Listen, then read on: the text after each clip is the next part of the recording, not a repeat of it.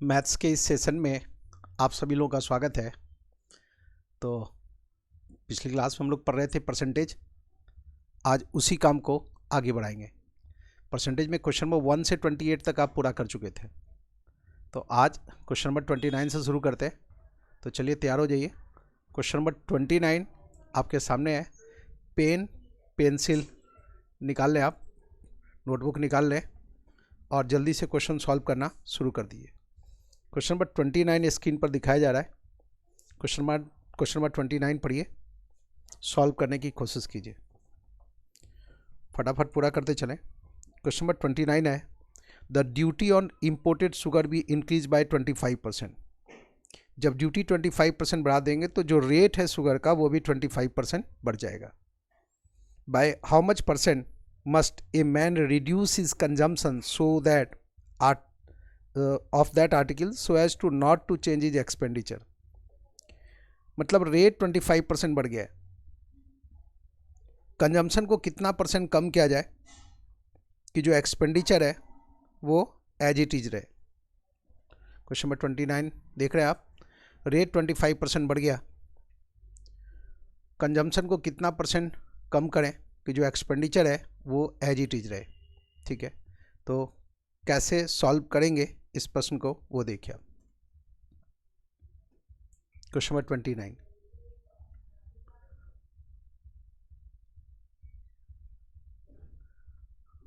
Rate 25% बढ़ चुका है ना। तो मान लीजिए कि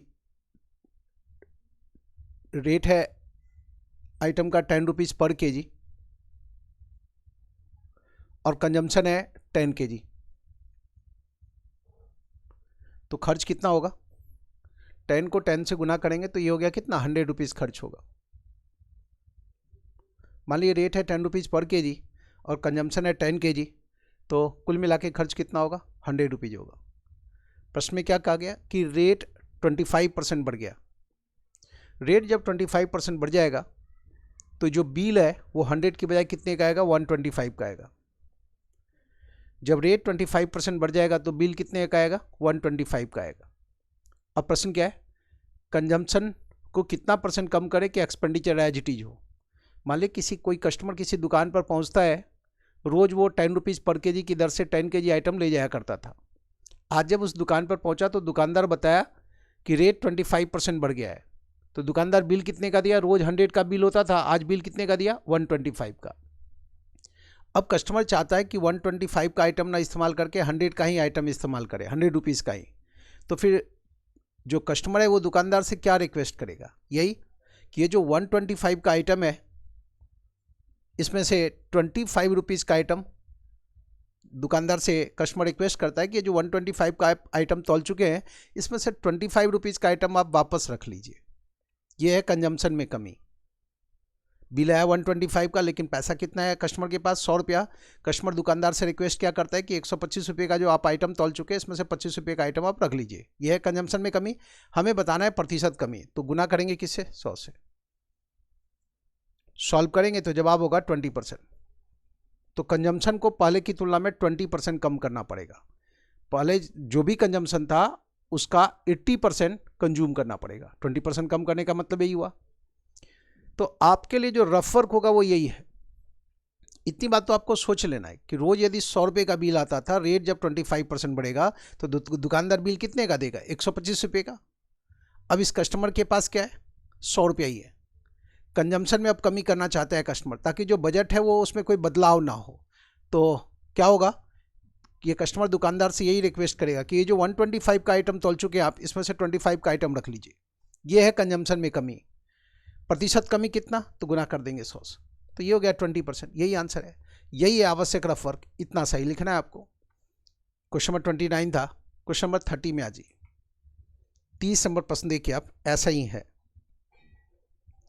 रेट 20% कम गया तो कंजम्पशन को कितना परसेंट बढ़ा दिया जाए कि जो एक्सपेंडिचर है उसमें कोई बदलाव ना हो।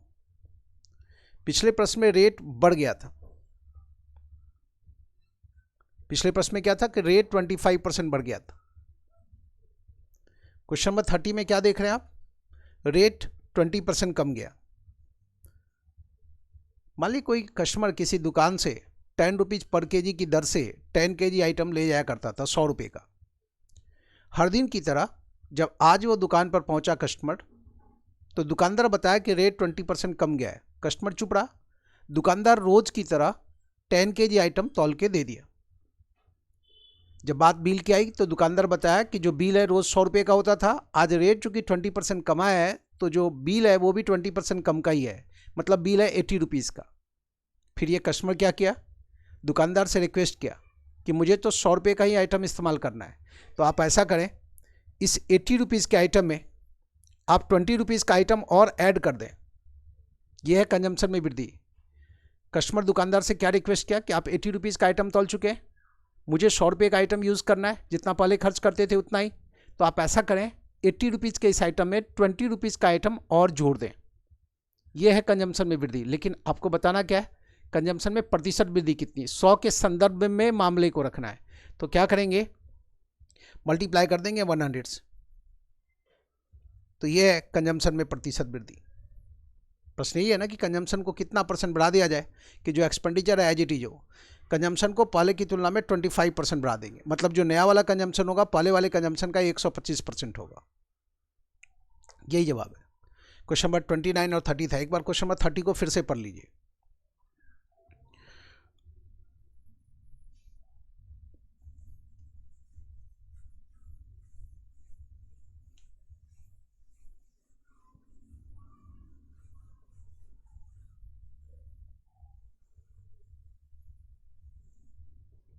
पढ़ लिए। 29 और 30 बना चुके हैं आप, लेकिन वापस आप क्वेश्चन नंबर 29 को एक बार फिर से देखिए। वापस लौटे क्वेश्चन नंबर 29 में क्या था, इसमें रेट 25% बढ़ गया है। आपको पता है rate multiply by consumption, rate multiply by consumption बराबर होता है expenditure. Rate multiply by consumption बराबर होता है एक्सपेंडिचर।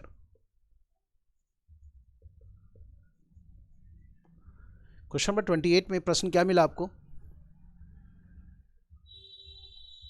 कि रेट 25% बढ़ गया, कंजम्पशन को कितना परसेंट कम करें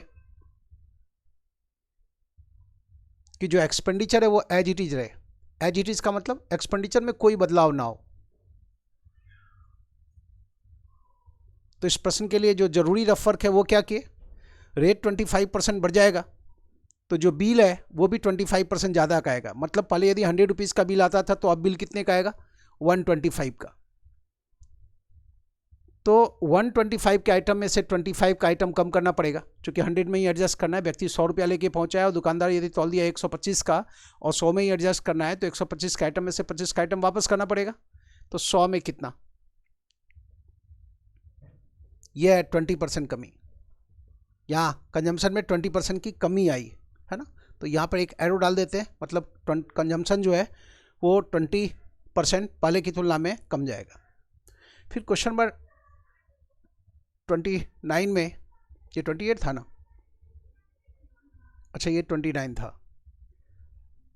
क्वेश्चन नंबर फिर 30 था कि रेट जो है वो 20% कम गया।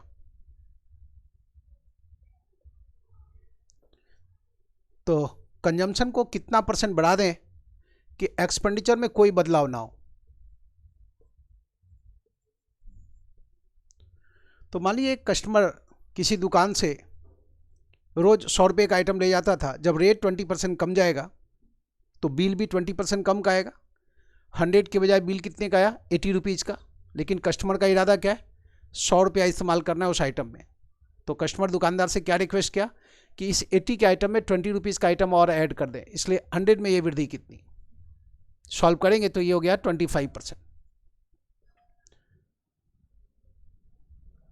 यहां बताना ही चाह रहे हैं कि मान लीजिए प्रश्न ऐसा हो 29A, रेट 25% बढ़ गया और वस्तु पर किए जा रहे खर्च को यदि पहले की तुलना में 10% बढ़ा दिया गया, ऐसी अवस्था में कंजम्पशन पर क्या असर पड़ेगा।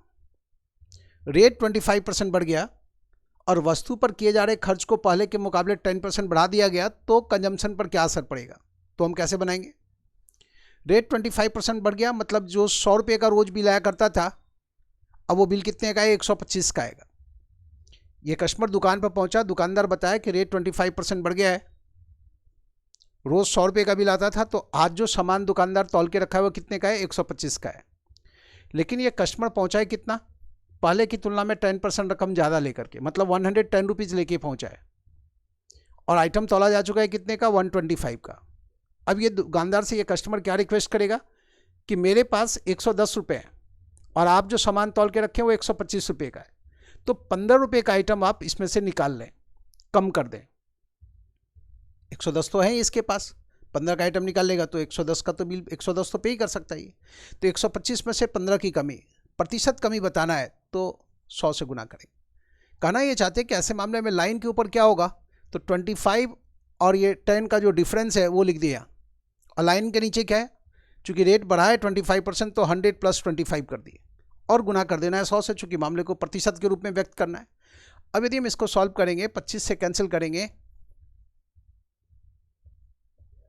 तो कितना आएगा, तो जवाब है 12%।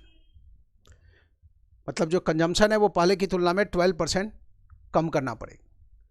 मान लीजिए प्रश्न आ गया ऐसा, रेट में 20% की कमी होने से, वस्तु की कीमत में 20% की कमी होने पर यदि उस वस्तु पर किए जा रहे खर्च को पहले के मुकाबले 20% बढ़ा दिया गया तो ऐसी अवस्था में कंजम्पशन पर क्या असर पड़ेगा। रेट में 20% की कमी आई, दूसरी ओर उस वस्तु पर किए जा रहे खर्च को पहले के मुकाबले 20% बढ़ा दिया गया तो कंजम्पशन में प्रतिशत बदलाव क्या आएगा। रेट 20% कम गया है तो जो रोज़ 100 रुपये का बिल आता था आज बिल कितने का दिया दुकानदार, उतना ही आइटम तौल करके, मान लीजिए 10 केजी रोज़ ले जाता था तो दुकानदार रोज़ की तरह 10 केजी तौल दिया और बिल दिया कितने का होना चाहिए, 100 रुपये का बिल 10 रुपया पर केजी के हिसाब से, दुकानदार बिल दिया 80 रुपये का। दुकानदार बताया कि रेट 20% कम गया है तो रोज़ 100 रुपये का बिल होता था आज बिल आया 80 रुपये का। कस्टमर बोला लेकिन मैं तो 120 रुपया लेके आया हूँ। कस्टमर कितना लेके आया, रोज़ जितना खर्च करता था उससे 20% ज़्यादा लेके आया, 120 रुपया लेके आया। तो ये कस्टमर दुकानदार से रिक्वेस्ट करता है कि मुझे 120 रुपये का सामान यूज़ करना है और आप 80 रुपये का सामान तोलें, आप ऐसा करें इसमें 40 रुपीज़ का आइटम और ऐड कर दें। यह है कंजम्पशन में वृद्धि। कंजम्पशन में वृद्धि देखने को मिली। अब हमें बताना है प्रतिशत वृद्धि, तो गुना कर देंगे 100 से, तो जवाब होगा 50%।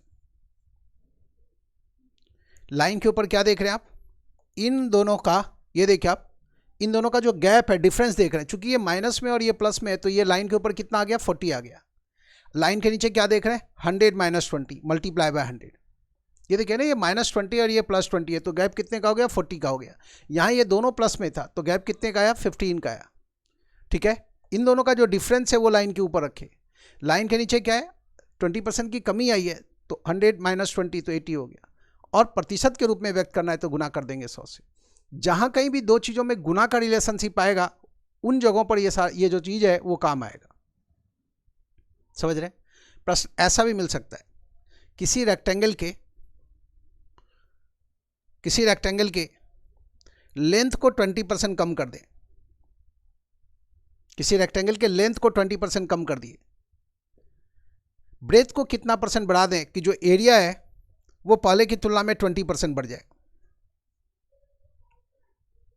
किसी रेक्टेंगल के लेंथ को 20% कम कर दिए, ब्रेथ को कितना % बढ़ा दें कि जो रेक्टेंगल का एरिया है वो पहले के मुकाबले 20% ज़्यादा हो जाए।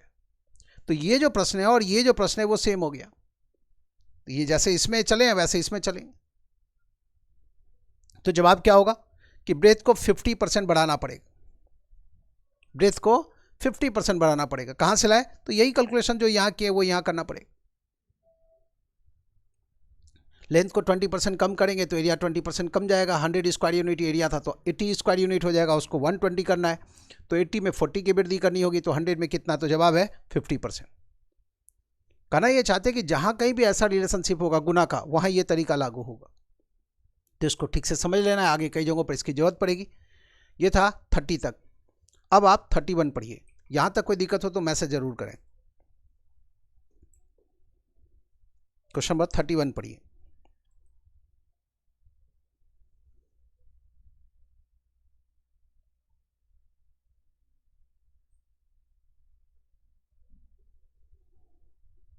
यहाँ तक कोई दिक्कत हो तो मैसेज ज़रूर कीजिएगा।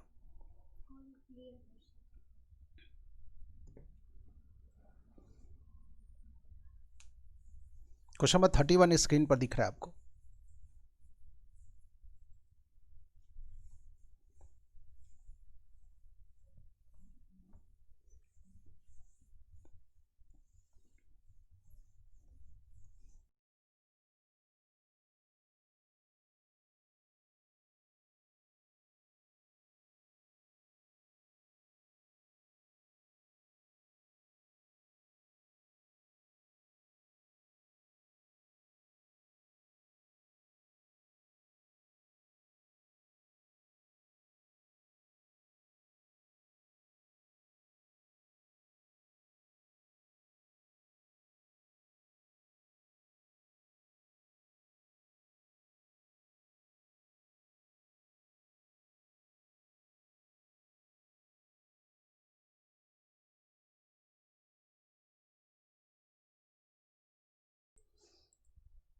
क्वेश्चन नंबर 31 बनाना है।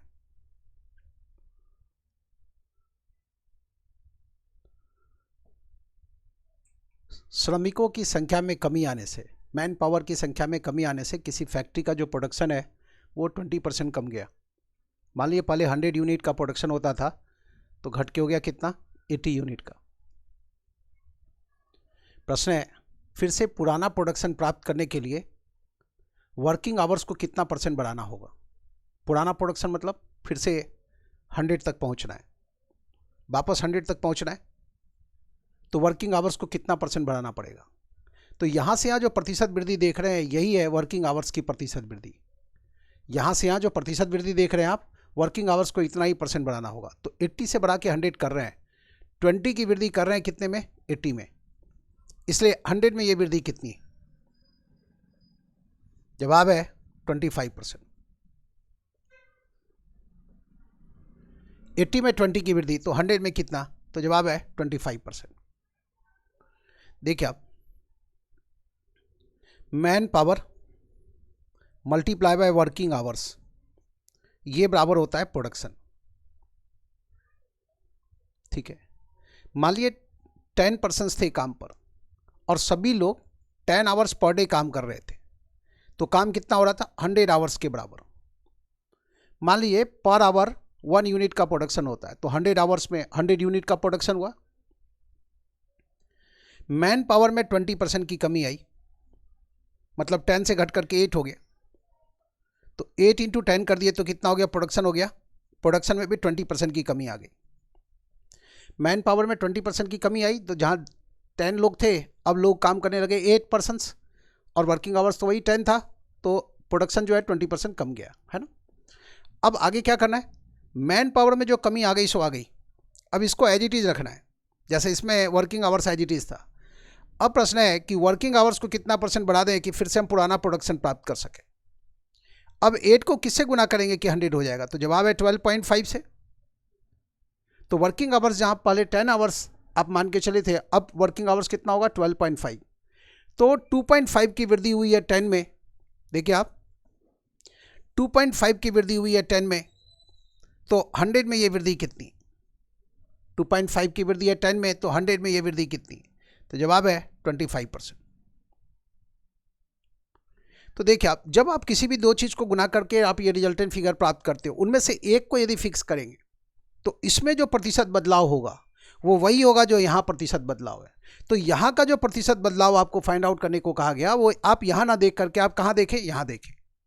यही वजह है कि हम लोग क्या कर रहे हैं कि 80 से 100 करने के लिए कितना प्रतिशत बढ़ाना पड़ेगा, तो यही जवाब हो गया। यही देख रहे हैं, 80 को 100 करना है तो 20 की वृद्धि हो रही है 80 में,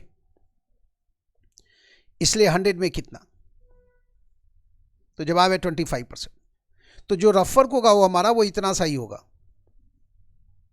लेकिन उस रफ वर्क के पीछे जो बड़ा कारण है वो यही है, man power multiply by working hours बराबर होता है प्रोडक्शन। और किसी भी दो चीज़ को गुना करके ये तीसरा फिगर प्राप्त कर रहे हैं आप उसमें से एक को फिक्स रख रहे हैं, तो एक में जो प्रतिशत चेंज करेंगे वही प्रतिशत चेंज रिजल्टेंट फिगर में दिखाई देगा। फिर आगे क्या हुआ, आगे इसको फिक्स कर दिया गया और इसको चेंज करना है, तो यहाँ से यहाँ जो प्रतिशत चेंज होगा वही परसेंटेज चेंज यहाँ देखने को मिलेगा। तो हम यहाँ ना देख करके यहाँ देख लेते हैं। यही वजह है कि हमें केवल इस तीसरे कॉलम की जरूरत पड़ती है, ये सब इतना लिखने की जरूरत नहीं है। तो इतना सोच लेते हैं, फैक्ट्री का प्रोडक्शन पहले 100 था, घट करके 80 हो गया, 80 से फिर 100 करना है, 20 की वृद्धि करनी है 80 में, तो 100 में वृद्धि कितनी है, तो 25%।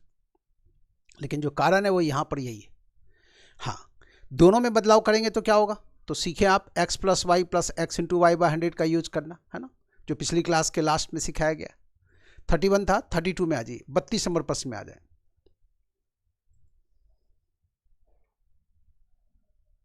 क्वेश्चन नंबर 32 बनाना।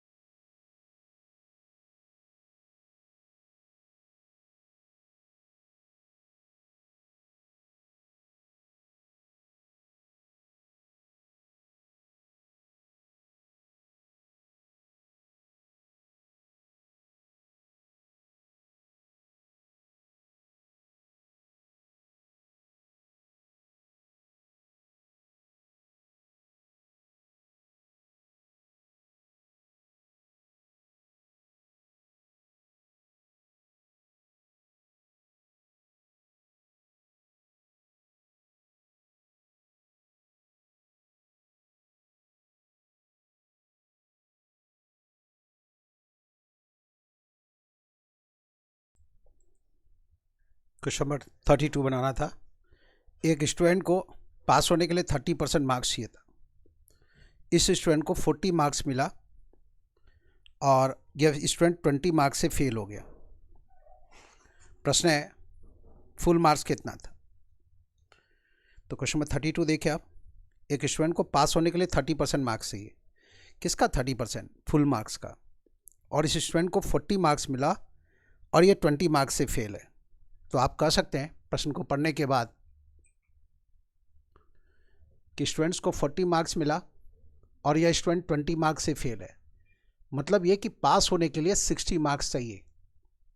इसका मतलब यही हुआ ना इस प्रश्न को पढ़ने के बाद कि पास होने के लिए 60 मार्क्स चाहिए और पास होने के लिए फुल मार्क्स का 30% मार्क्स चाहिए। तो ये जो 60 मार्क्स देख रहे हैं आप, ये फुल मार्क्स का 30% है। इसका ये मतलब हुआ फुल मार्क्स का 30% है इतना, तो जैसे ही 30 से डिवाइड करेंगे तो फुल मार्क्स का 1% हमारे सामने है।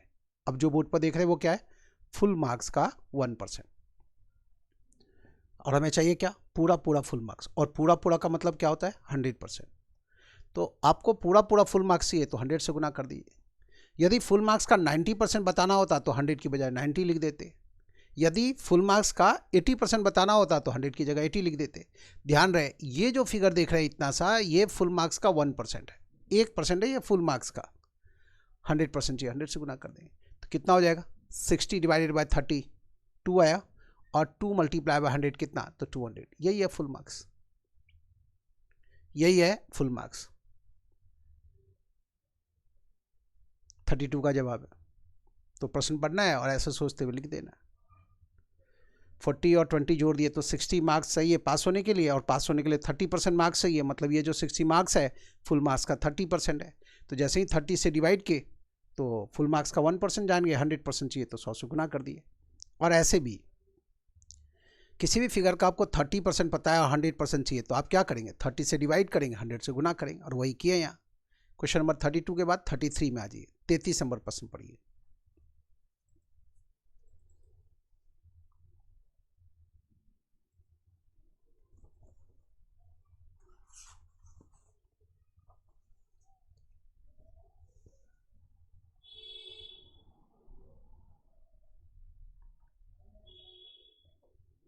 थर्टी थ्री बनाना है।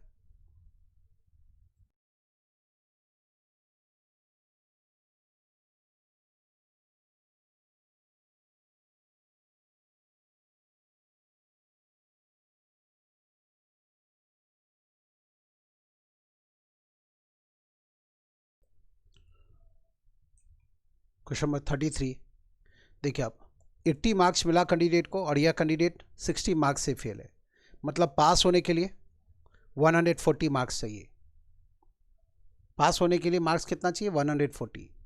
और ये जो 140 मार्क्स है, पास होने के लिए 35% मार्क्स चाहिए और पास होने के लिए 140 मार्क्स चाहिए। कहने का मतलब ये है कि ये जो 140 है ये फुल मार्क्स का 35% है।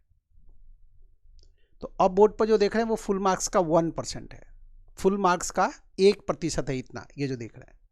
हमें पूरा पूरा फुल मार्क्स चाहिए तो 100 से गुना कर दें।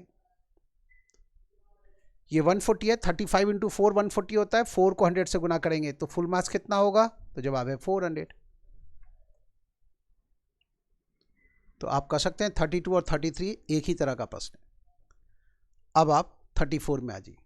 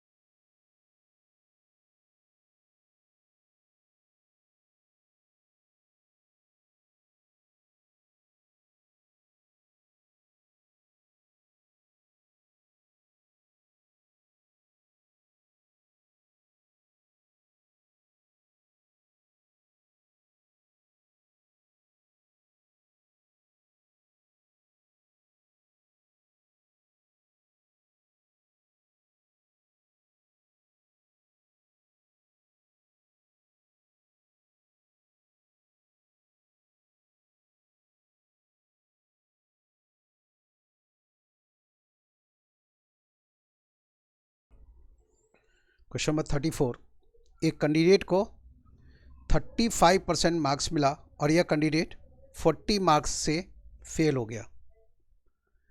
एक कैंडिडेट को 35% मार्क्स मिला और यह कैंडिडेट रिक्वायर्ड पास मार्क्स से 40 मार्क्स कम लाया। जो भी पास मार्क्स चाहिए था उससे कैंडिडेट को 40 मार्क्स कम मिला। और जो दूसरा कैंडिडेट है उसे फुल मार्क्स का 60% मार्क्स मिला और रिक्वायर्ड पास मार्क्स से 35 मार्क्स ज़्यादा मिला। दूसरे को 60% मार्क्स मिला और दूसरे कैंडिडेट को रिक्वायर्ड पास मार्क्स से 35 मार्क्स ज़्यादा मिला। ऐसा इन्फॉर्मेशन दिया हुआ है क्वेश्चन नंबर 34 में और बताना है कि मैक्सिमम मार्क्स कितना है। ध्यान रहे, मैक्सिमम मार्क्स का मतलब यहाँ पर फुल मार्क्स है। ठीक है, प्रश्न पढ़ लिए। अब जवाब की तरफ देखिए। ये दो लोग हैं, एक को 35% मार्क्स मिला फुल मार्क्स का और दूसरे को फुल मार्क्स का 60% मार्क्स मिला। ये है पास मार्क्स वाला लाइन। ये जो लाइन देख रहे हैं ये पास मार्क्स वाला लाइन है। जिसको 35% मार्क्स मिला उसको पास मार्क्स से 40 मार्क्स कम मिला और जिसको 60% मार्क्स मिला उसको पास मार्क्स से 35 मार्क्स ज़्यादा मिला। आप कह सकते हैं इन दोनों स्टूडेंट के मार्क्स का जो अंतर है वो 75 मार्क्स का है ना। ये 40 नंबर लाएगा तो यहाँ पहुँचेगा, 35 और लाएगा तो इसको छू पाएगा। मतलब इस कैंडिडेट को उस कैंडिडेट की तुलना में 75 मार्क्स कम मिला है। कहाँ से लाए ये 75? 40 और 35 जोड़ दिए। ये इन दोनों कैंडिडेट्स के मार्क्स का जो अंतर है वो ये है। मन में बात आ सकती है, अंतर है तो ये प्लस का साइन क्यों है? वजह यह है कि एक माइनस में है दूसरा प्लस में है। एक को पास मार्क्स से इतना कम मिला, दूसरे को इतना ज़्यादा मिला, है ना। और इसको फुल मार्क्स का 60% मार्क्स मिला, इसको फुल मार्क्स का 35%। तो आप कह सकते हैं कि ये जो मार्क्स देख रहे हैं आप, ये फुल मार्क्स का 25% है। फुल मार्क्स के 60% में से फुल मार्क्स का 35% घटाएंगे तो क्या बचेगा?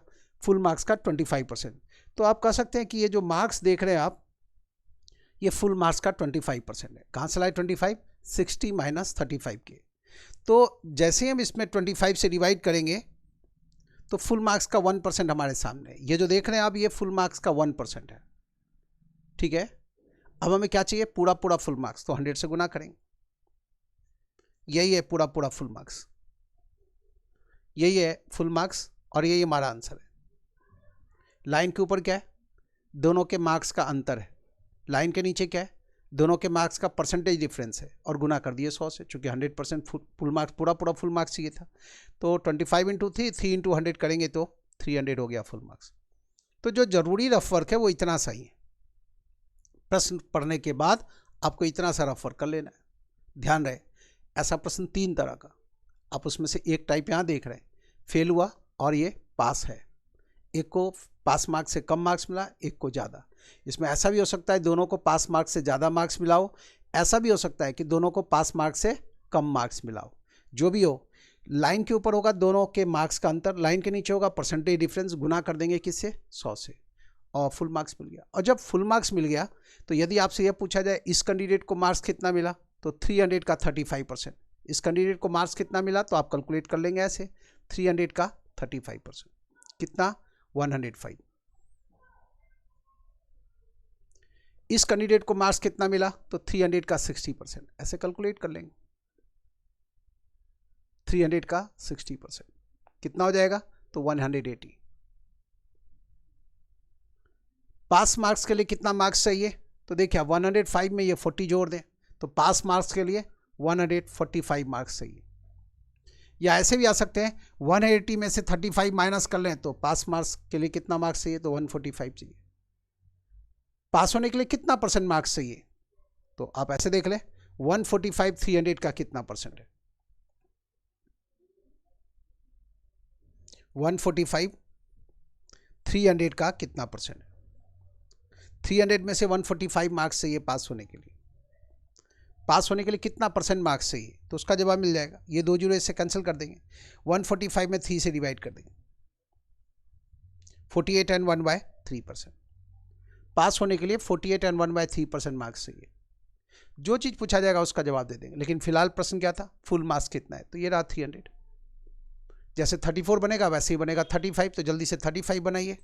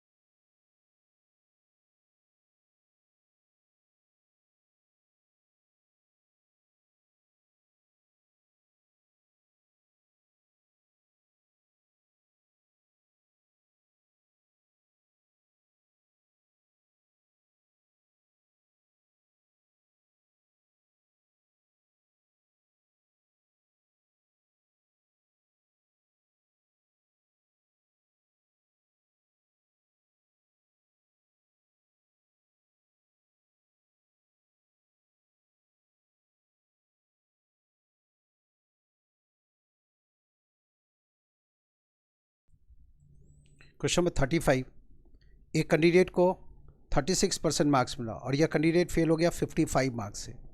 दूसरे कैंडिडेट को 71% मार्क्स मिला और यह कैंडिडेट को पास होने से 15 मार्क्स ज़्यादा मिला। प्रश्न है मैक्सिमम मार्क्स कितना है, तो क्या करेंगे, 55 और 15 जोड़ करके लाइन के ऊपर लिख दीजिए, तो 70 हो गया। 55 और 15 ऐड करेंगे तो, और लाइन के नीचे लिखेंगे 71 और 36 का डिफरेंस, मतलब 35, मल्टीप्लाई कर देंगे 100 से। तो देखिए आप, हमारा जो रफ वर्क होगा वो कैसा होगा, 55 और 15 का सम रख दिए लाइन के ऊपर, और लाइन के नीचे क्या रखेंगे, 71 और 36 का डिफरेंस कितना, 71 और 36 था ना, आंकड़ा देख लिया आप, 71% और दूसरा जो परसेंटेज है वो कितना 36% है। हाँ, 71 और 36 का डिफरेंस कितना हो गया 35, मल्टीप्लाई करेंगे किससे, 100 से। यही है फुल मार्क्स और यही हमारा आंसर है। लाइन के ऊपर क्या है, दोनों के मार्क्स का अंतर है, लाइन के नीचे क्या है, दोनों के मार्क्स का परसेंटेज डिफरेंस है। मल्टीप्लाई किए 100 से, क्यों, क्योंकि हमें पूरा फुल मार्क्स चाहिए, 100% चाहिए। यदि फुल मार्क्स का 98% बताना होता तो यहाँ 98 से गुना किए होते। फुल मार्क्स का 97% बताना होता तो 100 की बजाय 97 से गुना करते। ये भी ध्यान में रखिए, जो पूछा जाएगा उसके अनुसार चलेंगे। अगले प्रश्न में आ जाइए, 36 में।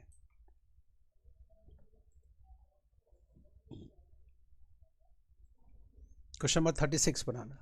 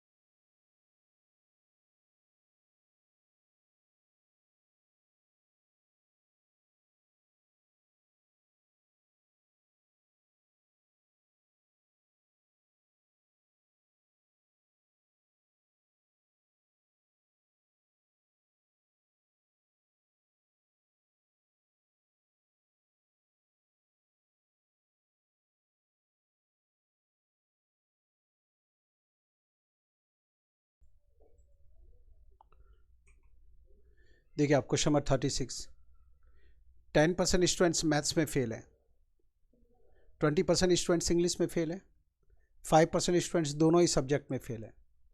तो वैसे लोग का परसेंटेज बताना है जो कम से कम एक सब्जेक्ट में फेल है।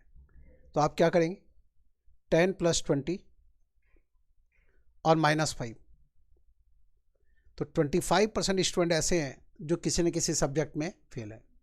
यही 25% हमारा आंसर होगा। प्रश्न आपसे यही है कि वैसे लोग का परसेंटेज बताएं जो किसी न किसी सब्जेक्ट में फेल जरूर है। वैसे लोग का परसेंटेज बताएं जो कम से कम एक सब्जेक्ट में फेल है। कम से कम एक का मतलब क्या, एक या एक से ज़्यादा सब्जेक्ट में फेल। आपको याद होगा एक ऐसा पेपर हम लोग बनाए है ना, पीछे बनाए ना आप, एक ऐसा पेपर बनाए थे मैथमेटिकल वेन डायग्राम का, जिसमें लगभग ऐसे 50 क्वेश्चंस थे, 50 नहीं 60 क्वेश्चन थे, 60% थे उसमें। ठीक है, अभी फिलहाल देखिए इसको ऐसे तो बना ही सकते हैं। एक रास्ता ये भी था, 10 में से 5 माइनस करेंगे तो 5 हो गया। ये वो लोग हैं जो केवल मैथ्स में फेल हुए, ये दोनों सब्जेक्ट में फेल हैं। 20 में से 5 माइनस करेंगे तो 15 हो गया। ये वो लोग हैं जो केवल इंग्लिश में फेल हैं। तो वैसे लोग जो कम से कम एक सब्जेक्ट में फेल हैं, कितना, 5 + 5 10 और ये 15, 25% लोग ऐसे हैं जो कम से कम एक सब्जेक्ट में फेल है। अब आप दिए गए ऑप्शंस को देखिए कि 25% किस ऑप्शन में दिया हुआ है। क्वेश्चन नंबर 36 में 25% चाहिए, तो सेकेंड ऑप्शन में। प्रश्न यही है ना कि कितने प्रतिशत विद्यार्थी कम से कम एक विषय में फेल है।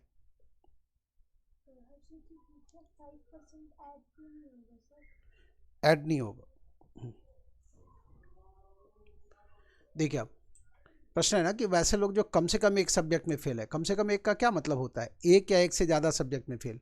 तो जो एक सब्जेक्ट में फेल है और जो एक सब्जेक्ट में फेल है, ये लोग दोनों जोड़ दिए, और जो एक से ज़्यादा में फेल है, तो आप इन्हीं तीनों का टोटल करेंगे तो कितना आएगा, 25% ही आएगा। देखिए जब आप ये 10 जोड़ दिए ना, जब आप ये 10 लिख दिए तो ये और ये फिगर आप जोड़ चुके हैं, तभी तो वो 10 आया। जब आप इसमें 20 ऐड किए तो ये तो फिगर जोड़े ही, ये एक बार और जुड़ गया, इसको तो एक ही बार जोड़ना था, 2 बार जुड़ गया ना ये, तो ये माइनस होता है, प्लस नहीं होता है। क्या होता है, माइनस होता है। एक्स्ट्रा जुड़ चुका है, 2 बार जुड़ चुका है, एक ही बार जोड़ना था तो माइनस किए, इसलिए 25 होता है। 36 था, तो वैसे लोग जो कम से कम एक सब्जेक्ट में फेल हुए 25%। 25% लोग ऐसे हैं जो दागी है, किसी न किसी सब्जेक्ट में फेल हो ही गए। यहाँ पर यदि आपसे ये पूछा जाता कि वैसे लोग का परसेंटेज बताएं जो बेदाग है, किसी भी सब्जेक्ट में कोई दाग नहीं है, यदि यहाँ पर ऐसा प्रश्न होता कि वैसे लोग का परसेंटेज बताएं जो बेदाग हैं, किसी भी सब्जेक्ट में कोई दाग नहीं है, दोनों ही सब्जेक्ट में पास है, तो फिर आप क्या करते हैं, 100 में से 25 घटाते। तो आप फिर कहते हैं कि 75% लोग ऐसे हैं जो दोनों सब्जेक्ट में पास हैं। लेकिन आपसे ये पूछा नहीं गया, आपसे जो पूछा गया उसका जवाब यही। लेकिन यदि ये पूछा जाता कि वैसे का परसेंटेज बताएं जो दोनों सब्जेक्ट में पास हैं, तो आप क्या करते? 100 में से 25 घटा देते, तो 75% आंसर हो जाता। यहाँ तक ठीक है।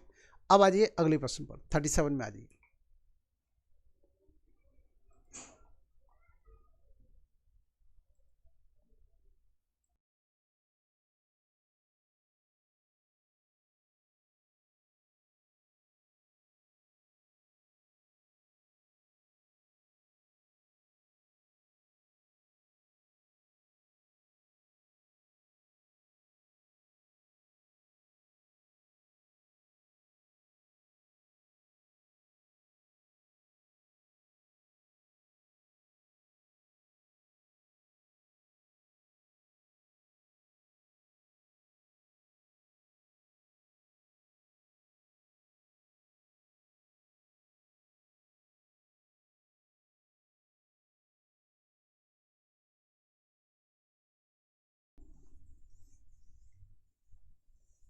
क्वेश्चन नंबर 37 क्वेश्चन नंबर 36 की ही तरह है। तो 37 में प्रश्न है, इन्फॉर्मेशन है 45% स्टूडेंट्स मैथ्स में फेल हुए, 30% स्टूडेंट्स इंग्लिश में फेल हुए और 15% स्टूडेंट्स दोनों में फेल हो गए। तो आप कह सकते हैं 45 और 30 जोड़ देंगे तो 75 में से 15 माइनस करेंगे तो मतलब 60% स्टूडेंट ऐसे हैं जो किसी न किसी सब्जेक्ट में फेल हो ही गए। लेकिन आपसे पूछा क्या गया? वैसे लोग का परसेंटेज बताएं जो दोनों सब्जेक्ट में पास हुए हैं। वैसे स्टूडेंट का परसेंटेज बताएं जो दोनों सब्जेक्ट में पास हुए। ये तो 60% किन के बारे में पहुँचे? ये कौन लोग हैं जो किसी न किसी सब्जेक्ट में फेल हो ही गए, है ना। हमें क्या चाहिए? जो दोनों सब्जेक्ट में पास है। तो हमें एक लाइन और लिखना पड़ेगा, 100 माइनस 60 कितना? तो जवाब है 40%। यही आंसर हो। तो आसान है, इतना तो आप मेंटली कैलकुलेट कर सकते हैं, है ना। और वो जो 60 क्वेश्चन बनाए हैं वो इसीलिए तैयार किया गया है कि ऐसे प्रश्नों को आप आराम से टैकल कर सके। तो उससे रिलेटेड जो वीडियोज है वो आपके पास पड़ा हुआ होगा, उसको दोबारा वॉच कर लीजिएगा, तो जो भी थोड़ा बहुत कन्फ्यूजन है वो दूर हो जाएगा, है ना। अगले प्रश्न में आ जाइए।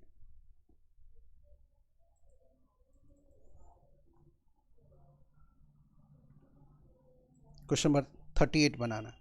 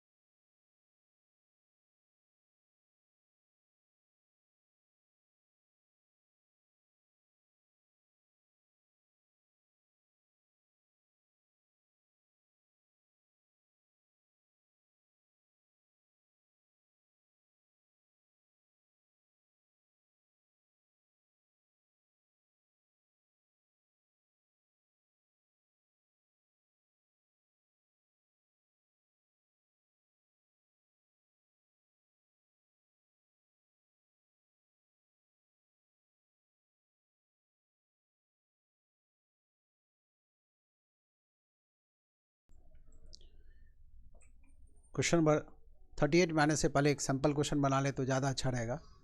तो एक सिंपल क्वेश्चन देख लीजिए आप। मान लीजिए 600 लीटर मिक्सचर है मिल्क और वाटर का, और इसमें 80% मिल्क है। मिल्क है 80%। प्रश्न है कितना लीटर पानी मिला दें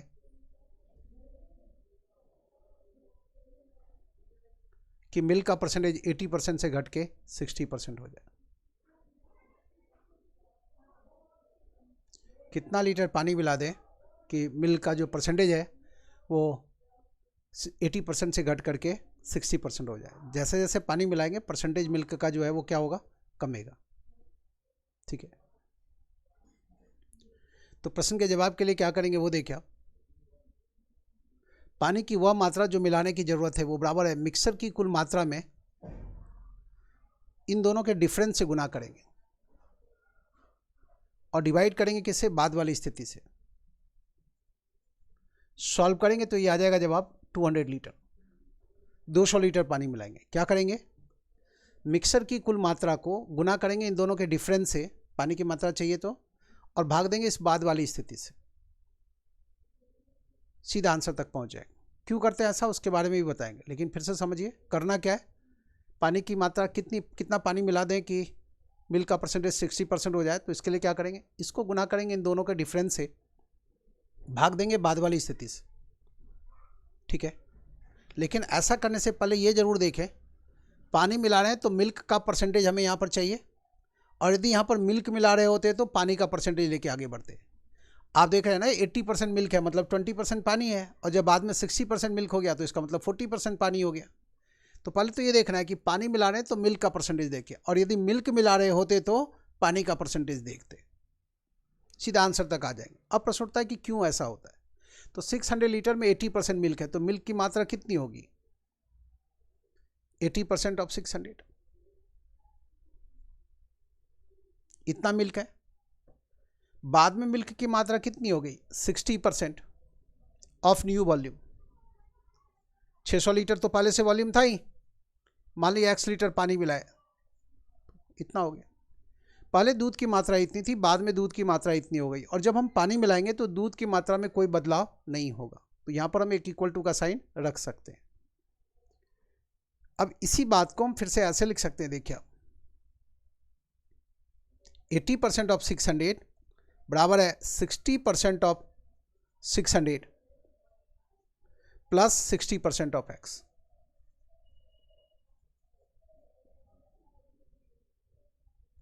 अब ये जो टुकड़ा है इसको इधर ले जाएं तो इसको लिख सकते हैं हम ऐसा, 80% ऑफ 600 माइनस 60% ऑफ 600 बराबर है 60% ऑफ x। x क्या है, x लीटर पानी मिला है ना।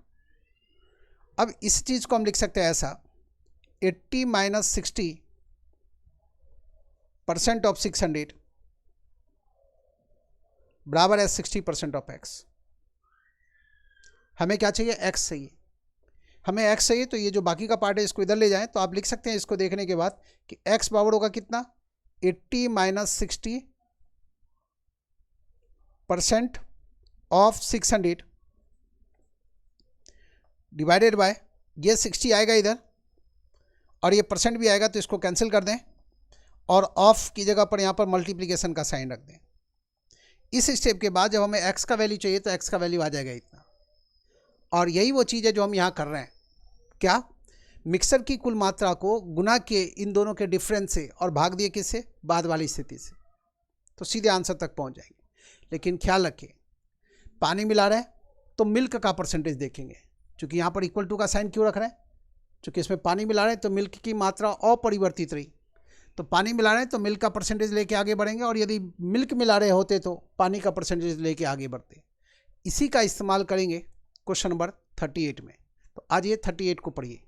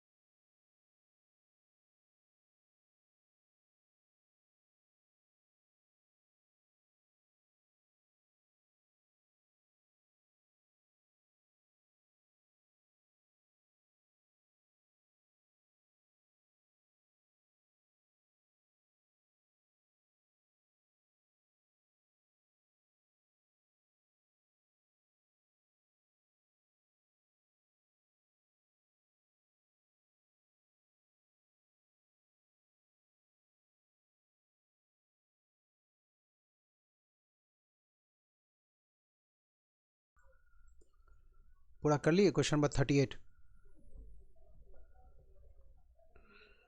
38 भी ऐसा ही है ना। What quantity of water should be added to reduce 16 liter of 25% acidic liquid to 20% acidic liquid? Acid और वाटर का मिक्सर है जिसमें एसिड है 25%।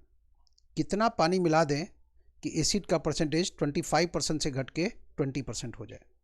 देखिए आप 38 में हम लोग 16 लीटर मिक्सर है एसिड और वाटर का, जिसमें एसिड का परसेंटेज है 25%। कितना पानी मिला दें कि एसिड का परसेंटेज 25% से घट के 20% हो जाए? वैसा ही प्रश्न है जैसा यहां बनाए। तो पानी की वह मात्रा जो इसमें मिलाने की जरूरत है वो बराबर होगा मिक्सर की कुल मात्रा को गुना करेंगे इन दोनों के डिफरेंस से और डिवाइड करेंगे किससे? बाद वाली स्थिति से। 80 डिवाइडेड बाय 20 कितना? 4 लीटर। यही आंसर होगा, आधार यही है।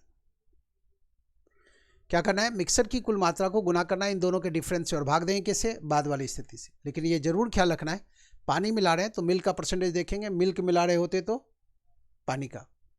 यहाँ पानी मिला रहे हैं तो हम एसिड का परसेंटेज देख रहे हैं, और यदि पूछा गया होता है एसिड मिलाएं तो फिर हम एसिड मिला रहे होते तो पानी का परसेंटेज देखते हैं।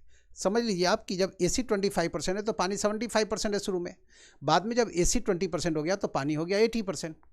ठीक है, क्वेश्चन नंबर 39 में आ जाइए। 38 का जवाब था, 39 बनाना है, जल्दी करें।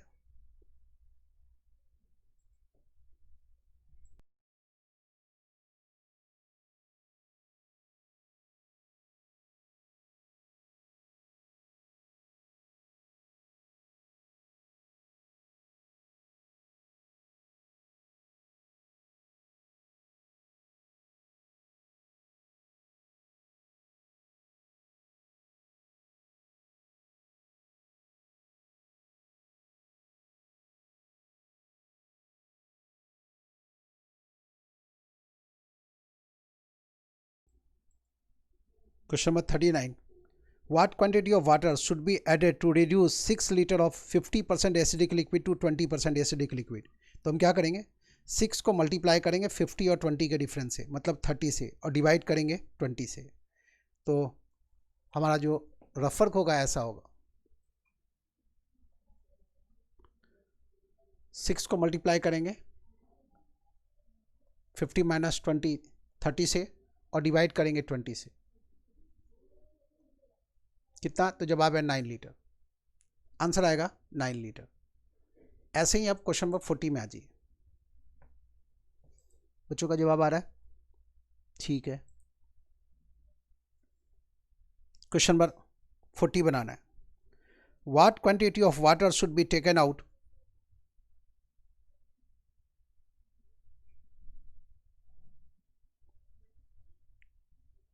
what quantity of water should be taken out to concentrate 12 liter of 30% acidic liquid to 40% acidic liquid?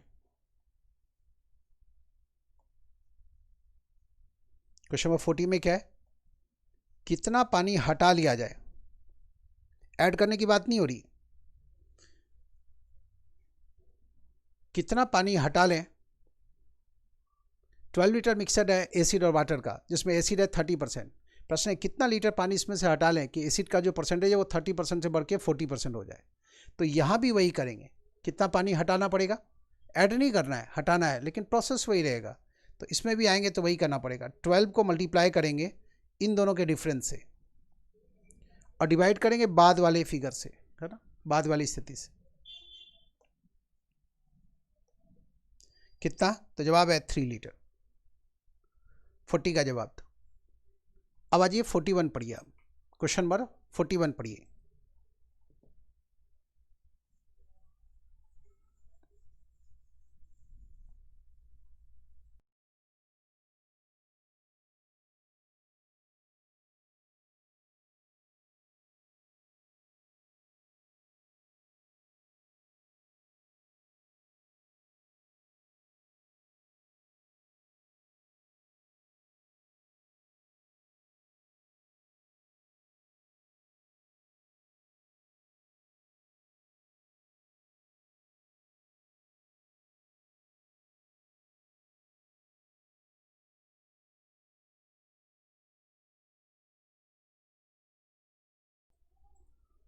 Question number 41 है, वैसा ही प्रश्न है जैसा 40 था।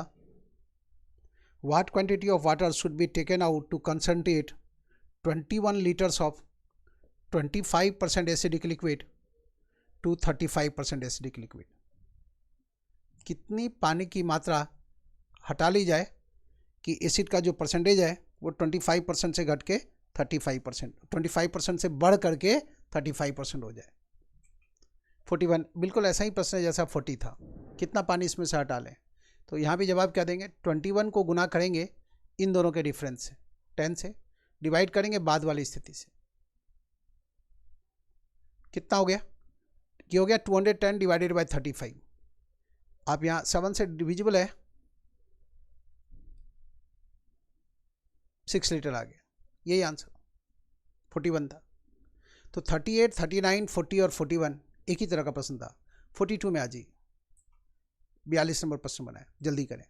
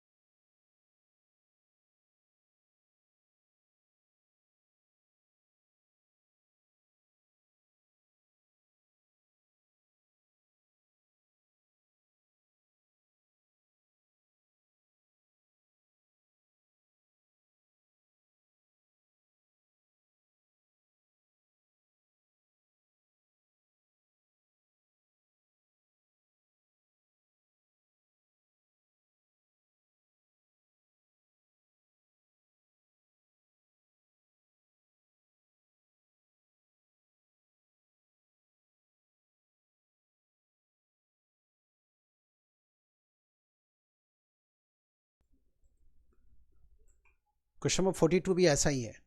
50 kg मिक्सचर है सैंड और सीमेंट का, जिसमें सीमेंट है 45%। कितना सैंड ऐड कर दें कि सीमेंट का परसेंटेज 10% हो जाए? तो क्या करेंगे, मिक्सर की कुल मात्रा में गुना करेंगे किससे, इन दोनों के डिफरेंस से 35 से, और डिवाइड किससे करेंगे, इस बाद वाली स्थिति से। यही हमारा आंसर होगा। ये जीरो इससे कैंसिल हो जाएगा, 35 मल्टीप्लाई बाय 5 करेंगे तो 175 हो गया। 30 मल्टीप्लाई बाय 5 150 और 5 मल्टीप्लाई बाय 5 25, तो 150 और 25 तो 175। ये यहाँ पर फिगर केजी में है तो ये भी केजी में रिजल्ट हो गया। यही आंसर है, 42 का जवाब था। अब आप 43 बनाइए। क्वेश्चन नंबर 43 आपके स्क्रीन पर दिखाई दे रहा है, जल्दी से 43 अटेम्प्ट करें।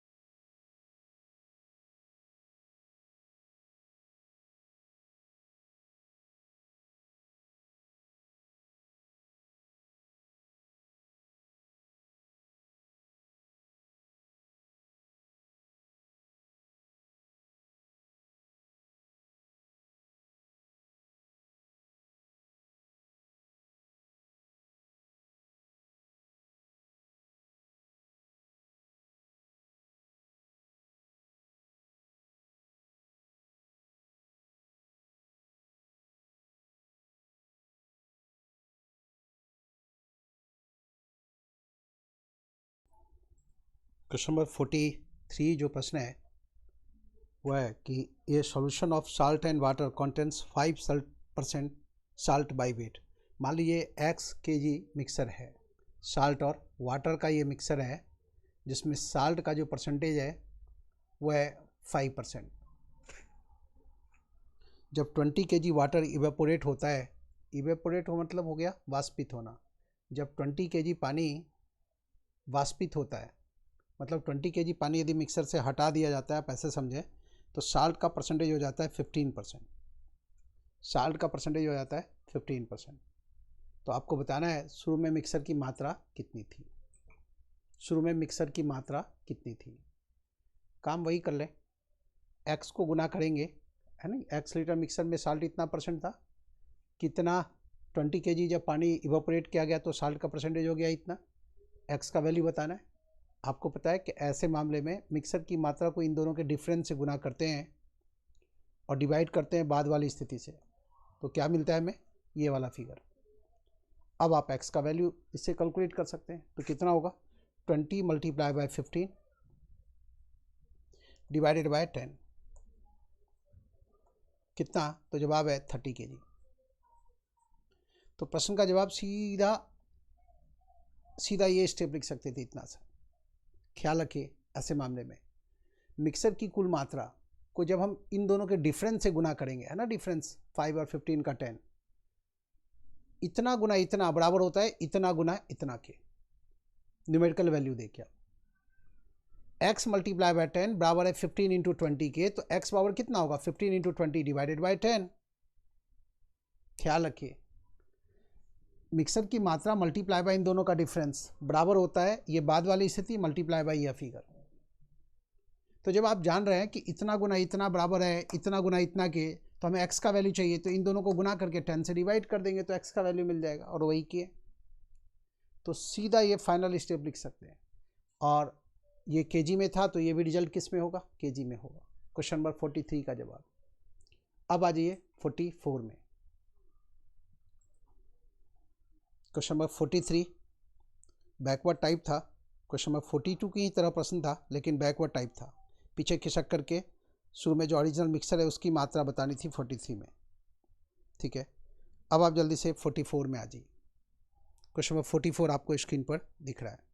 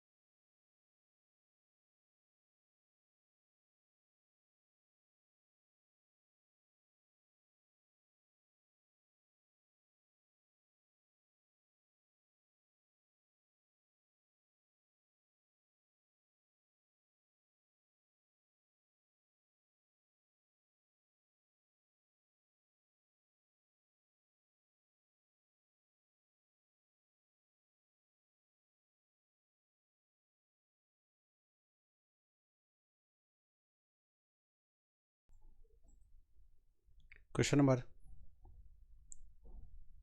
44 बनाना है। क्वेश्चन आपको दिख रहा है, स्क्रीन पर क्वेश्चन दिख रहा है आपको, देखिए आप क्वेश्चन पढ़ चुके हैं ना। क्वेश्चन नंबर 44 है, स्कूल ए से 80% स्टूडेंट क्वालिफाई कर गए। मतलब स्कूल ए से यदि 100 स्टूडेंट्स अपियर हुए तो क्वालिफाई कितने कर गए? 80। स्कूल बी से अपियर स्टूडेंट की जो संख्या है, स्कूल ए से जितने स्टूडेंट्स अपियर हुए हैं उससे 25% ज़्यादा है। यहाँ ये 100 है तो 100 में 100 का 25% ऐड कर देंगे तो ये 125 हो गया। ये मान लिए, ये जो फिगर है ये जूम कर लिए कि मान लिए स्कूल ए से 100 लोग अपियर हुए तो 80 क्वालिफाई कर गए। स्कूल बी से अपियर लोगों की संख्या स्कूल ए से अपियर लोगों की संख्या के रिस्पेक्ट में 25% ज़्यादा है, तो 100 में 100 का 25% जोड़ दिए तो 125 हो गया।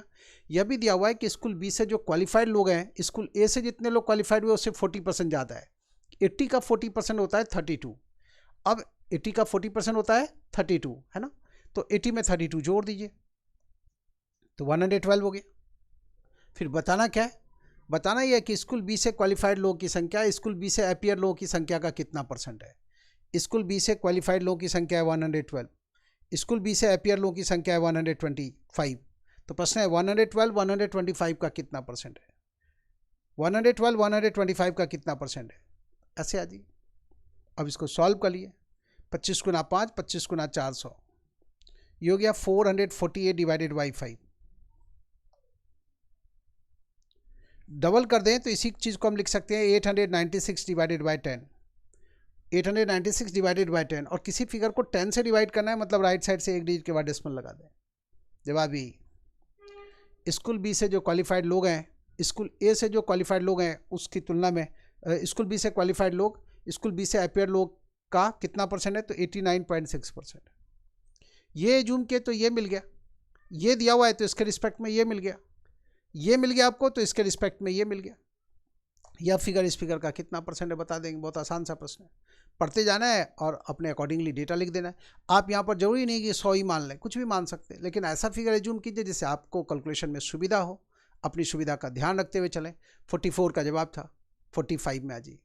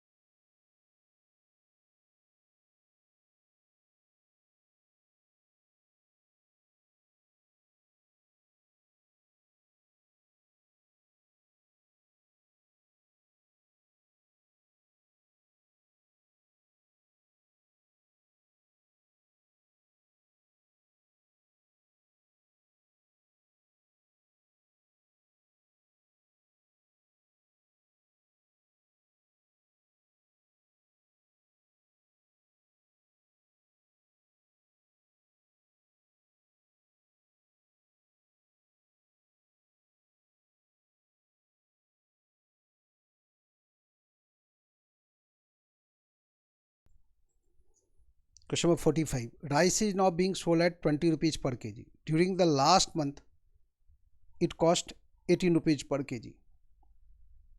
अब प्रश्न है कि find by how much percent a family should reduce its consumption so as to keep the expenditure the same. Expenditure को सेम रखने के लिए कंजम्पशन को कितना परसेंट कम करना पड़ेगा। देखिए पिछले महीने रेट था 18 रुपीज़ पर केजी और इस महीने रेट है 20 रुपीज़ पर केजी। क्वेश्चन नंबर 45 देखिए, लास्ट मंथ जो रेट था वो 18 था, 18 रुपीज़ पर केजी, और प्रेजेंट मंथ में रेट है कितना? 20 रुपीज़ पर केजी। ये लास्ट मंथ, LM का मतलब यहाँ पर लास्ट मंथ से, और ये PM का मतलब यहाँ पर प्रेजेंट मंथ से। रेट ऐसा था तो आप कह सकते हैं रेट का रेशियो ऐसा था। अब एक्सपेंडिचर को एज इट इज रखना है, एक्सपेंडिचर को एज इट इज रखना है तो कंजम्पशन का रेशियो क्या होगा? इसी का ठीक उल्टा होगा, 20:18 होगा। क्यों होगा उसके बारे में भी बताएंगे आगे। एक्सपेंडिचर को यदि एज इट इज रखना है तो रेशियो क्या होगा? इसका ठीक उल्टा होगा, उलट दिए इसको ऐसे। मतलब पहले जहाँ 20 यूनिट कंज्यूम कर रहे थे अब नई अवस्था में 18 यूनिट ही कंज्यूम करना पड़ेगा।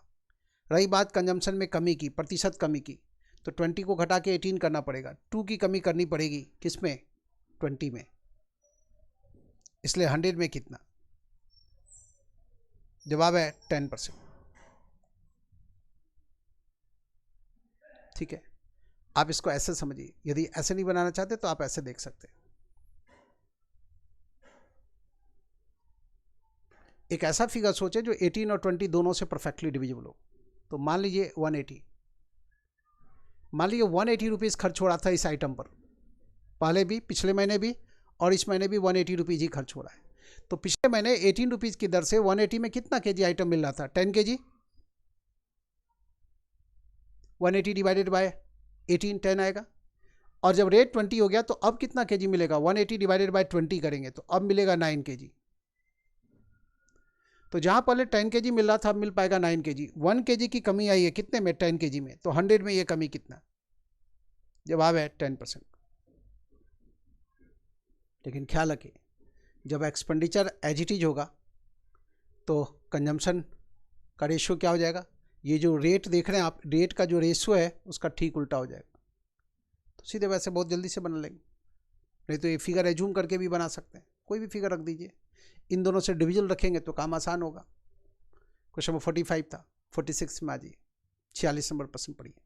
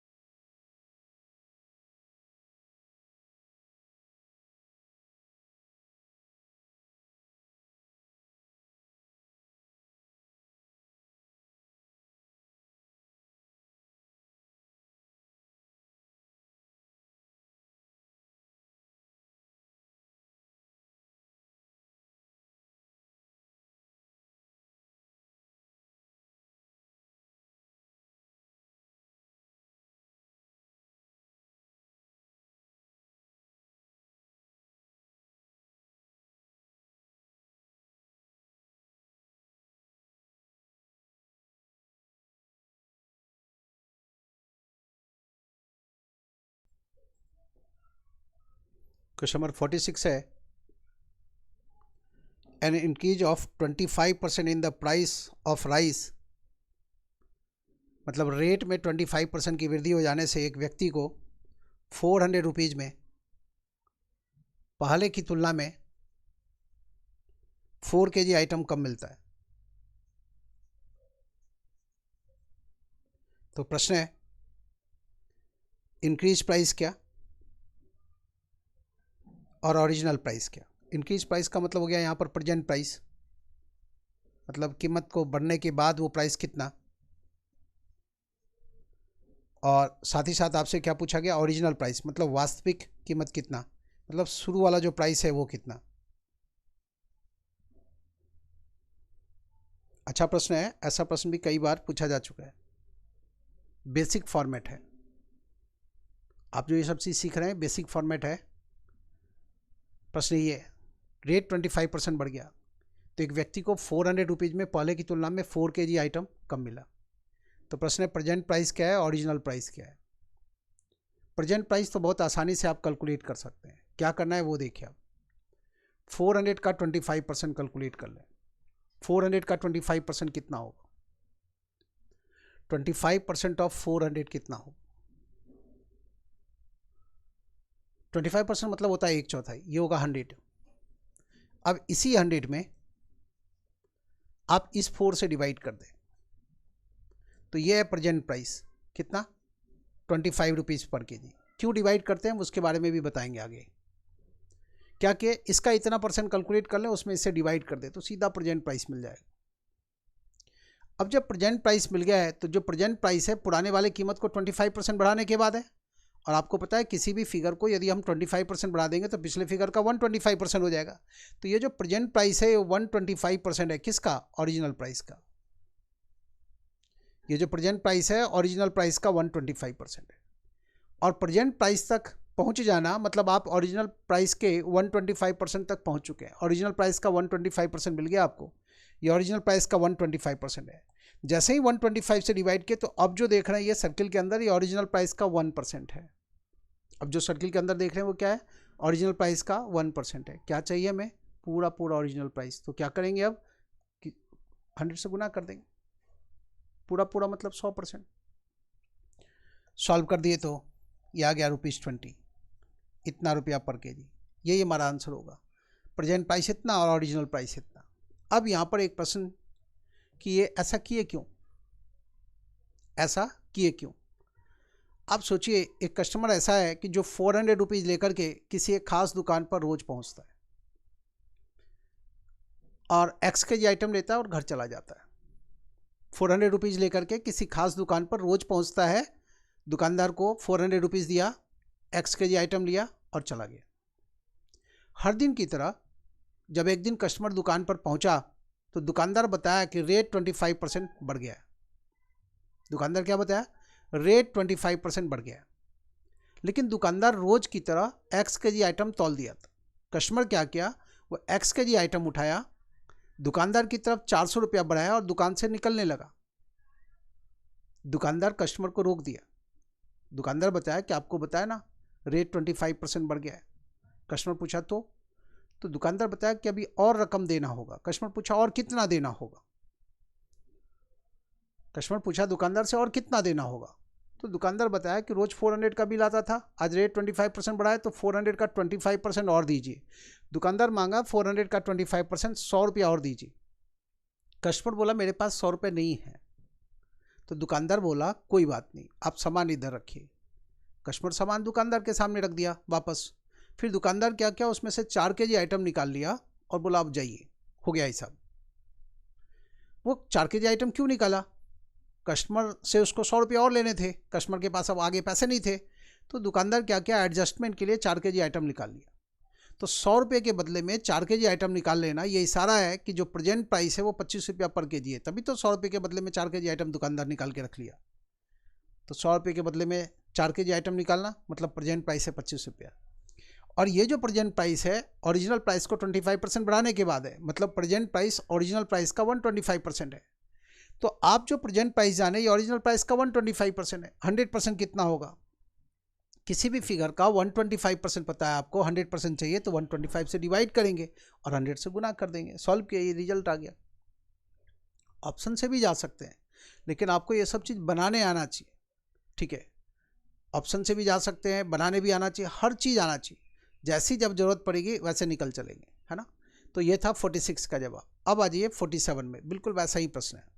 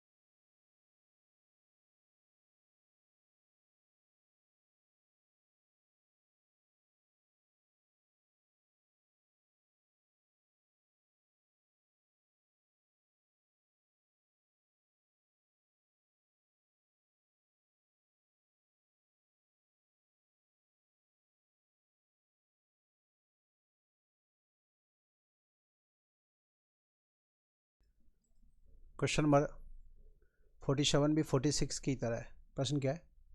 रेट में 20% की कमी आने से एक व्यक्ति को 400 में पहले की तुलना में 4 kg आइटम ज़्यादा मिलता है। तो बताना क्या है, प्रेजेंट प्राइस क्या है और ओरिजिनल प्राइस क्या है। ऐसा प्रश्न आपको प्रॉफिट एंड लॉस के अंदर भी आगे मिलेगा, डाटा इंटरप्रिटेशन वगैरह में भी इसकी ज़रूरत पड़ेगी, तो एकदम ठीक से पढ़ते जाए, है ना। तो जैसा कि हम आपको बताएं कि ऐसे प्रश्न में पहले तो आप 400 का 20% कैलकुलेट करें। 400 का 20% कितना होगा? 80 होगा। 400 का 20%, देखिए 400 का 10% है 40, डबल कर दिए तो 80 हो गया। अब इस 80 में डिवाइड कर दें 4 से, ये जो 4 kg आइटम एक्स्ट्रा मिल रहा है, इससे आपको पता चल गया कि जो प्रेजेंट प्राइस है वो 20 रुपीज़ पर kg, इतना रुपया पर kg। जो प्रेजेंट प्राइस है वो 20 रुपीज़ पर kg है। ऑप्शन में वहाँ पर वो गलती से kg आ गया, उसको ठीक कर लीजिए। और रही बात ओरिजिनल प्राइस की, ये जो प्रेजेंट प्राइस है ओरिजिनल प्राइस को 20% कम करने के बाद है, मतलब ये प्रेजेंट प्राइस जो भी है वो 80% है किसका? ओरिजिनल प्राइस का। ये जो लिखा हुआ है वो का मतलब यहाँ ओरिजिनल से है। प्रेजेंट प्राइस जान गए मतलब ओरिजिनल प्राइस का 80% जान गए। ओरिजिनल प्राइस का 80% जान गए तो ओरिजिनल प्राइस का 1% इतना, पूरा पूरा ओरिजिनल प्राइस कितना? सॉल्व कर दिए, जवाब होगा 25 रुपया पर kg। अब ऐसा करते क्यों है? तो कहानी फिर वही है कि एक कस्टमर 400 रुपीज़ का सामान किसी खास दुकानदार से रोज़ खरीदा करता था। हर दिन की तरह जब दुकान पर पहुंचा, हर दिन वो 400 रुपीज़ देता था और एक्स के जी आइटम ले जाता था। हर दिन की तरह जब दुकान पर पहुंचा तो देखा दुकानदार एक्स के जी आइटम तौल चुका है। ये कस्टमर क्या किया? दुकानदार को 400 रुपीज़ दिया और एक्स के जी आइटम उठाया और दुकान से निकलने लगा। दुकानदार रोक दिया। फिर कस्टमर पूछा क्या फिर रेट बढ़ गया? दुकानदार बताया कि नहीं, रेट बढ़ा नहीं, रेट 20% कम गया है। तो आप 400 का 20% अपना 80 रुपीज़ वापस ले जाइए। कस्टमर बोला कि नहीं, आप 80 रुपीज़ वापस मत कीजिए, बदले में आप आइटम ही बढ़ा दीजिए।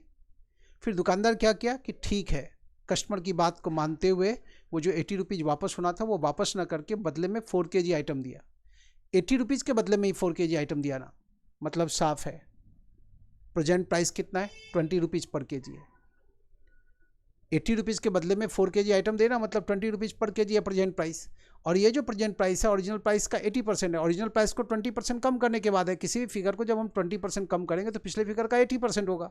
तो प्रेजेंट प्राइस जान लेना मतलब आप ओरिजिनल प्राइस का 80% जान चुके हैं। जैसे ही इसमें हम 80 से डिवाइड किए तो ओरिजिनल प्राइस का 1% हमारे सामने आ गया। रही बात पूरा पूरा ओरिजिनल प्राइस की, तो 100 से गुना कर दी। ओरिजिनल प्राइस का 95% पूछा गया होता तो यहाँ 95 से गुना कर देते। ओरिजिनल प्राइस का 91% पूछा गया होता तो यहाँ 91 से गुना कर देते और सॉल्व कर लीजिए। ये आंसर है। 47 था, अच्छा प्रश्न है। और 48 में आ जाइए, अगले प्रश्न में आ जाए।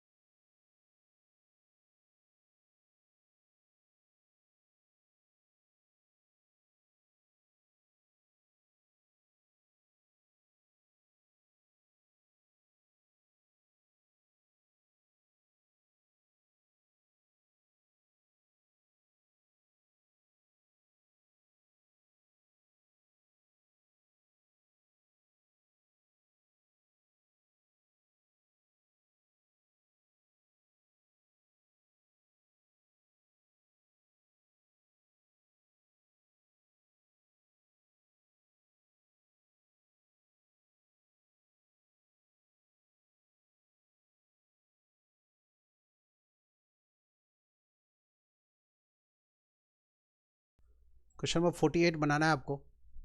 आप जानते हैं रेट मल्टीप्लाई बाय कंजम्पशन बराबर होता है एक्सपेंडिचर। रेट को जब हम कंजम्पशन से गुना करेंगे तो हमें क्या मिलेगा? एक्सपेंडिचर मिलेगा। अब इस प्रश्न में जानकारी दी गई कि रेट को 25% डिक्रीज कर दिया गया और कंजम्पशन 25% बढ़ गया। रेट 25% डिक्रीज किया और कंजम्पशन 25% बढ़ गया। क्या असर पड़ेगा एक्सपेंडिचर पर? ठीक है, तो आप ऐसा कर लीजिए, 25% है तो आप यहाँ रेट को 100 और कंजम्पशन को भी 100 मान सकते हैं।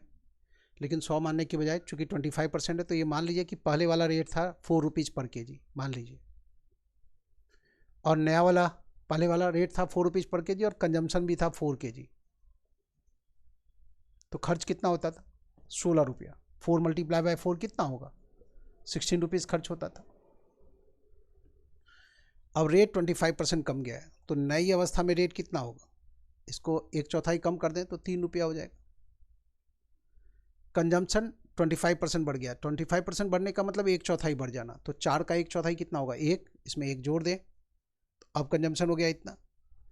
3 रुपीज़ पर केजी की दर से 5 केजी कंज्यूम करेंगे तो खर्च कितना होगा? तो 3 मल्टीप्लाई बाय 5 15। अब आपसे पूछा क्या गया?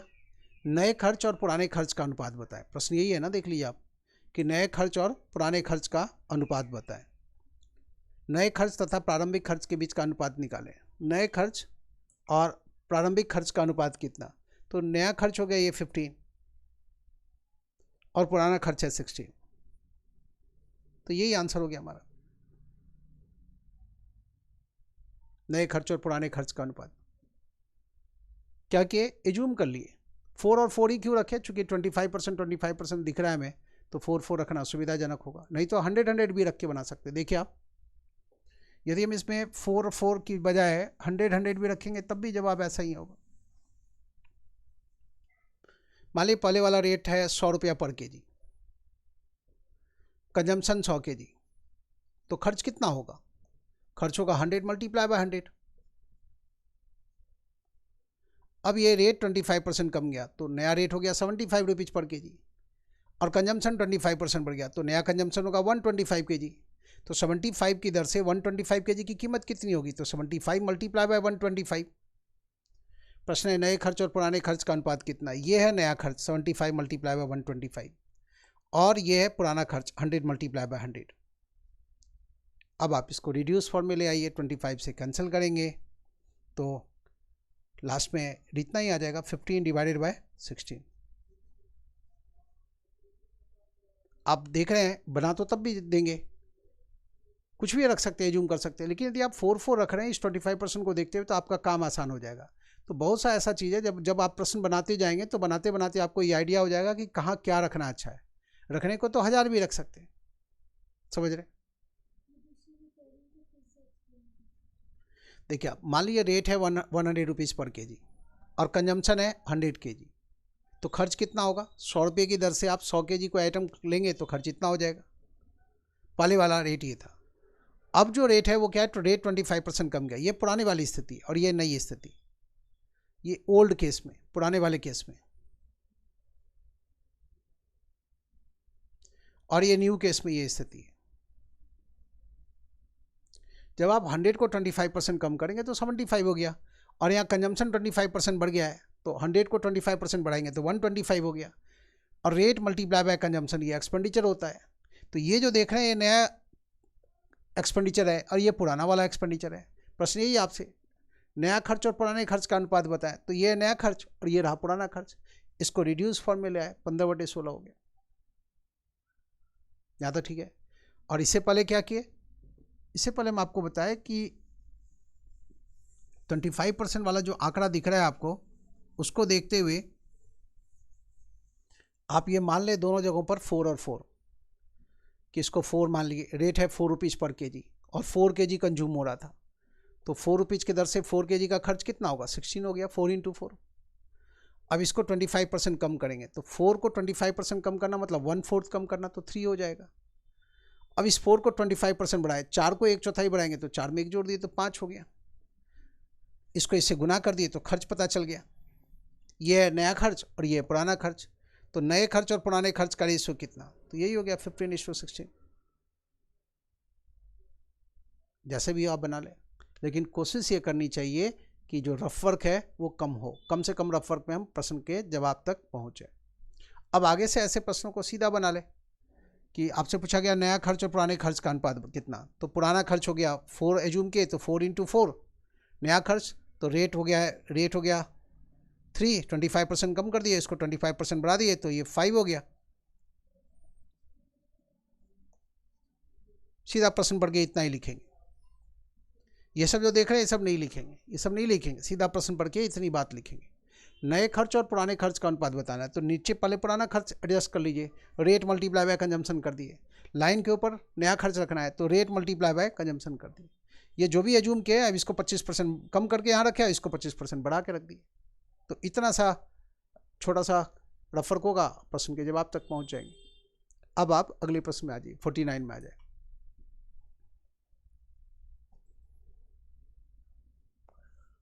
48 तक में कोई दिक्कत है तो बताइए।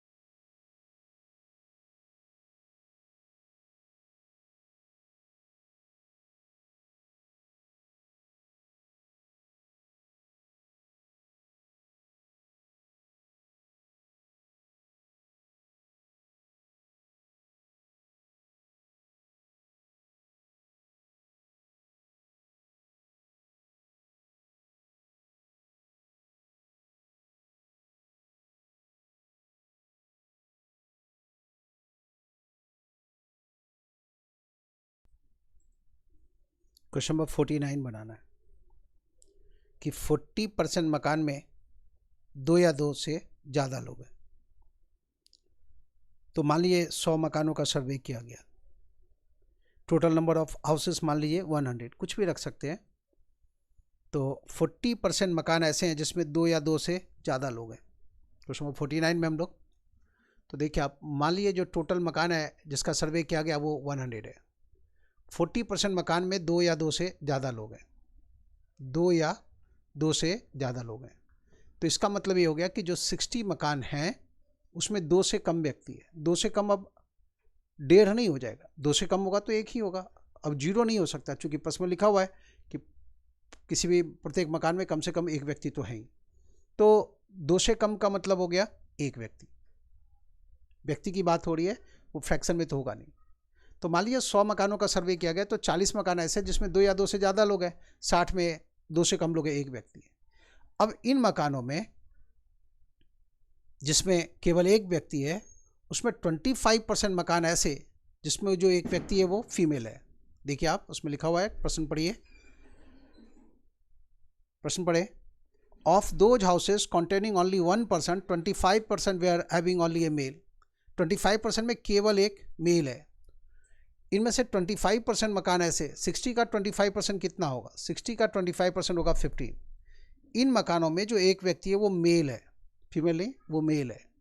तो इसका मतलब ये हुआ कि बाकी के जो 45 मकान हैं, 60 - 15 45 होगा, इसमें वो 1 व्यक्ति जो है वो फीमेल है। अब प्रश्न है ऐसे मकानों की संख्या जिसमें केवल 1 फीमेल हो, कोई मेल ना हो, ऐसे मकानों की संख्या कुल मकानों का कितना % है। तो ऐसे मकान जिसमें केवल 1 फीमेल हो, कोई मेल ना हो, ये 45 है। कितने में से, 100 में से। तो 4500 का कितना % है, तो 4500 का 45% है। यही आंसर होगा। 4500 का कितना % है, मान लीजिए आप ऐसा लिखते हैं 4500 का कितना % है, तो ये 100 कैंसिल ही हो जाएगा, तो 45% ही है। तो लिखने की जरूरत ही कहाँ है, सीधा 49 का जवाब था। मकानों की संख्या 100 के अलावा कुछ भी लिख सकते हैं। यदि आप यहाँ 200 रखेंगे तो ये 90 आएगा, तो लास्ट में देखना पड़ेगा कि 90 200 का कितना परसेंट है, तो इतना ही आ जाएगा 45%। कुछ भी यहाँ रख लीजिए, लास्ट में आपको ये फिगर इस फिगर का कितना परसेंट ये कैलकुलेट करना है। अब आप अगले प्रश्न में आ जाए, क्वेश्चन नंबर 50।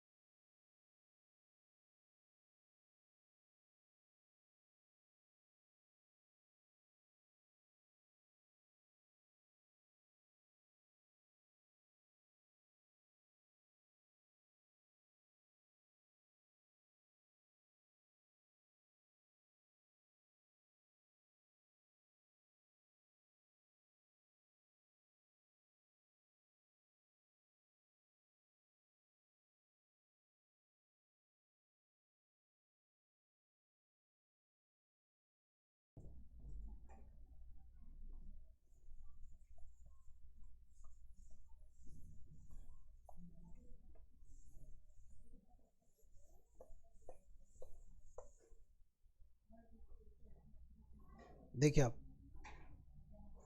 क्वेश्चन नंबर 50 बनाना है। क्वेश्चन देखिए, क्वेश्चन नंबर 50 में when the price of the rice was increased by 32%, a family reduced its consumption in such a way the expenditure on rice was only 10% more than before. If 30 kg were consumed per month before, find the new monthly consumption. ठीक है, rate 32% बढ़ गया। आपको पता है rate multiply by consumption बराबर होता है एक्सपेंडिचर। इसमें ये दिया हुआ है रेट 32% बढ़ गया और जो एक्सपेंडिचर है उसको पहले की तुलना में 10% बढ़ा दिया गया। तो आपको याद है ना कि आप बता सकते हैं कंजम्पशन में परसेंटेज चेंज क्या होगा, कैसे निकालेंगे। रेट 32% बढ़ गया तो लाइन के नीचे लिख दिए 132 और लाइन के ऊपर क्या लिखते हैं, इन दोनों का डिफरेंस, और मल्टीप्लाई बाय 100 करते हैं। तो ये क्या मिला, कंजम्पशन पहले की तुलना में, ये देखिए आप, कंजम्पशन जो है वो पहले की तुलना में इतना प्रतिशत कम जाएगा, कंजम्पशन पहले की तुलना में इतना परसेंट कम जाएगा। लेकिन हमें इसकी ज़रूरत ही नहीं, हमें यहाँ तक जाना है बस।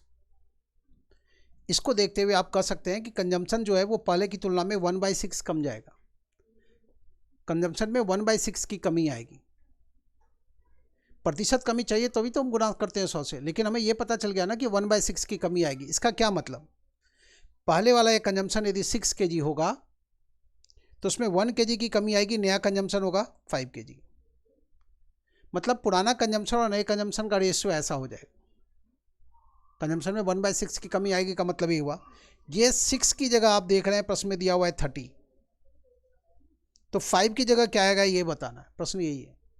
पुराना वाला कंजम्पशन 30 kg है तो नया वाला कंजम्पशन क्या होगा, जवाब है 25 kg होगा। 6 यूनिट पावर 30 तो 1 यूनिट पावर 5 kg, तो 5 यूनिट पावर कितना, 25 kg। यदि ये पूछा गया होता ना कि कंजम्पशन में प्रतिशत कमी कितनी होगी, तो आप ऐसा करते, कंजम्पशन की प्रतिशत कमी बताएं तो ये जवाब देते हैं, तो ये 69 2/3% आ जाता। लेकिन हमें प्रतिशत कमी तो बताना नहीं है, हमें यहाँ से ये पता चल गया कि कंजम्पशन में 1/6 की कमी आएगी। मतलब जहाँ पहले 6 यूनिट खर्च होता था अब 1 यूनिट कम करना पड़ेगा, तो 5 यूनिट खर्च करना पड़ेगा। तो पुराना 6 यूनिट और नया खर्च है 5 यूनिट। पुराना वाला 30 kg तो नया वाला कितना, तो 6 यूनिट पावर 30, 1 यूनिट पावर 5, तो 5 यूनिट पावर 25 kg। और ऐसा प्रश्न बीच में 1-2 बनाए थे, उसी टाइप का ये प्रश्न जिसमें आपको बताया था ये परसेंटेज कमी कैलकुलेट करना। 28, 29, 30 के आसपास ये प्रश्न था ऐसा। तो ये था परसेंटेज वाला ये असाइनमेंट। आपको हम परसेंटेज का DI का क्वेश्चन भेजेंगे, आपका काम होगा उसको बनाना, ठीक है। 200 क्वेश्चन के आसपास होगा उसमें क्वेश्चन, 100 से 200 के बीच में, उसको आप बना के रखिएगा। आगे जो बात करेंगे वो प्रॉफिट एंड लॉस की बात करेंगे, और इस बीच में आप DI बनाते जाएंगे, जहाँ दिक्कत होगी उस DI के क्वेश्चन को क्लास में डिस्कस कर लेंगे, ठीक है। तो आज के सेशन में बस इतना ही। सहयोग के लिए बहुत बहुत धन्यवाद।